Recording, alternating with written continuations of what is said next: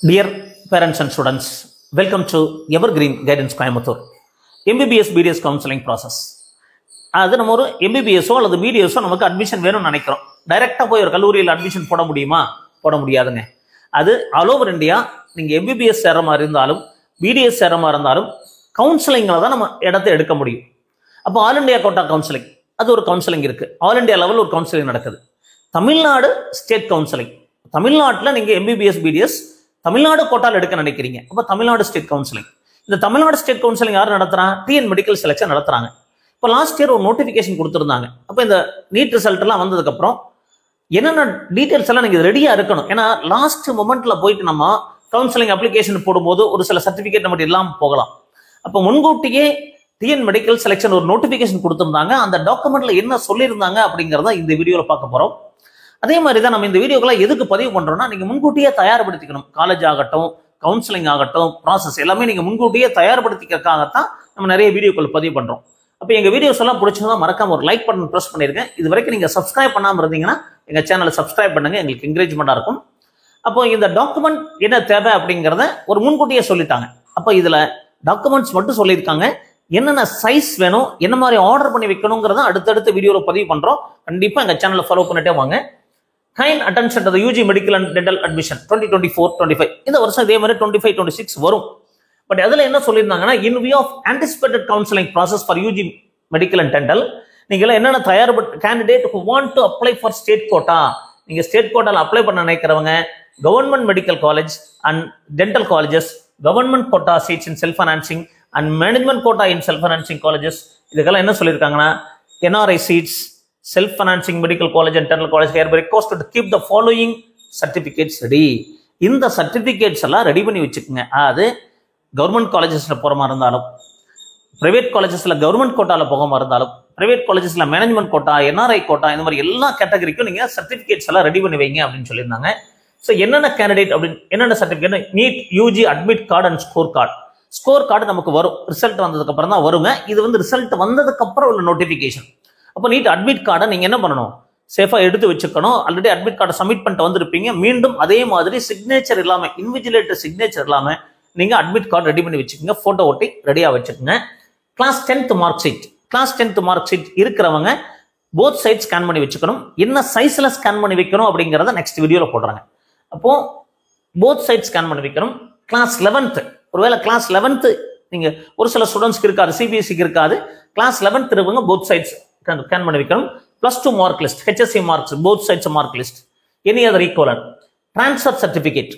அப்போ என்னென்ன முக்கியம் பாருங்க, NEET UG admit card, score card, class 10th, class 11th, HSC mark sheet, score card வரல, இனிமேல் தான் வரும். Transfer certificate obtained from the school.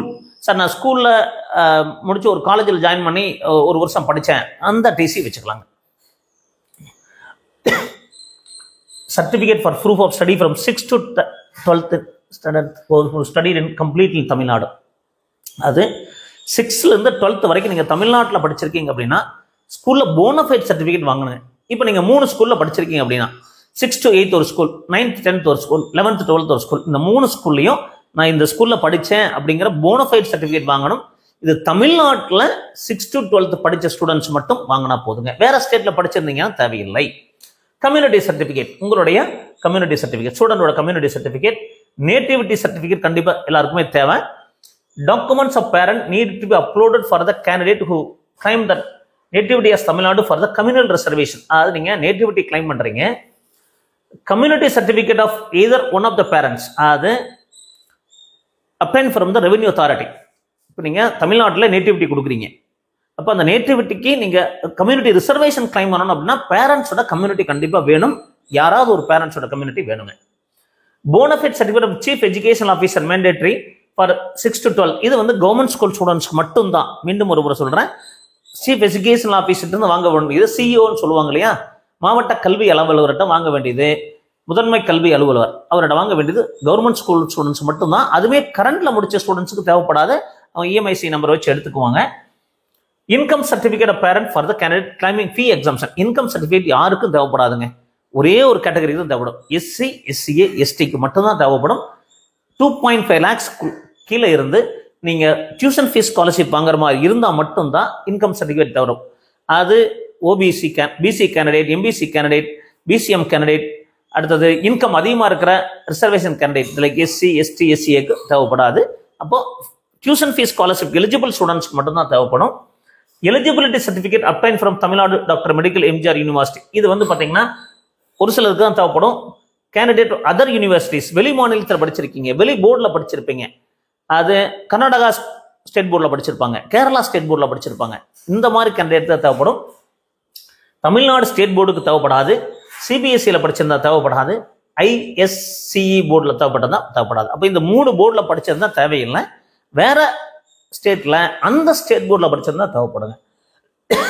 Additional supporting document candidate claiming for management கோட்டால நீங்கள் லிங்குஸ்டிக் மைனாரிட்டியாக இருந்தீங்கன்னா linguistic minority, Telugu minority, Malayalam minority, அதுக்கு ஒரு சர்டிஃபிகேட் தேவைப்படுங்க. அது யார்கிட்ட வாங்கணும் அப்படிங்கிறதையும் பார்க்கலாம். கிறிஸ்டியன் மைனாரிட்டியாக இருந்தால் கிறிஸ்டியன் மைனாரிட்டி தேவைப்படும். For candidate claiming management quota, management கோட்டால என்ஆர்ஐ கோட்டா போறீங்க அப்படின்னா NRI status of the financial supporter, NRI status of the financial support, யார் உங்களுக்கு சப்போர்ட் பண்ணுறாங்க, Indian embassy of the respective கண்ட்ரிலேருந்து வாங்கணும். அது ஒன்றும் பேரண்டாக இருக்கலாம், இல்லை வேற ஸ்பான்சர் பண்ணுறாங்கன்னா ஸ்பான்சர் பண்ணுடைய என்ஆர்ஐ ஸ்டேட்டஸ், அவங்க வெளிநாட்டில் தான் இருக்கிறாங்க அப்படிங்கிறதுக்கான சர்டிஃபிகேட்டுங்க. சர்டிஃபிகேட் ரிலேஷன்ஷிப், என்ன ரிலேஷன்ஷிப், இப்போ பையன் பொண்ணு அப்படின்னா பிரச்சனை இல்லை, பட் என்ன ஸ்பான்சர் பண்ணுறாங்க அப்படின்னா ரிலேஷன்ஷிப் சர்டிஃபிகேட் ரொம்ப இம்பார்ட்டன்ட்டுங்க. என்ஆர்இ நான் ரெசிடென்ஸ், என்ஆர்இ பாஸ்புக் அது தேவைப்படும். ஸோ இதெல்லாம் ரொம்ப மிக முக்கியமான டாக்குமெண்ட்ஸ். மீண்டும் உங்களுக்கு அப்டேட் பண்ணுறோம். This notification issued for the benefit of the candidate and does not indicate that announcement of the counseling. இது வந்து கவுன்சிலிங் அனௌன்ஸ்மெண்ட் கிடையாது அப்படின்னு சொல்லி அந்த டைமில் சொல்லியிருந்தாங்க. அப்போது இந்த வீடியோவில் நீங்கள் தெரிஞ்சுக்க வேண்டியது, முன்கூட்டியே அவங்க ஒரு நோட்டிஃபிகேஷன் கொடுத்துருந்தாங்க. அந்த நோட்டிஃபிகேஷன் தான் இந்த வீடியோவில் சொல்கிறோம்.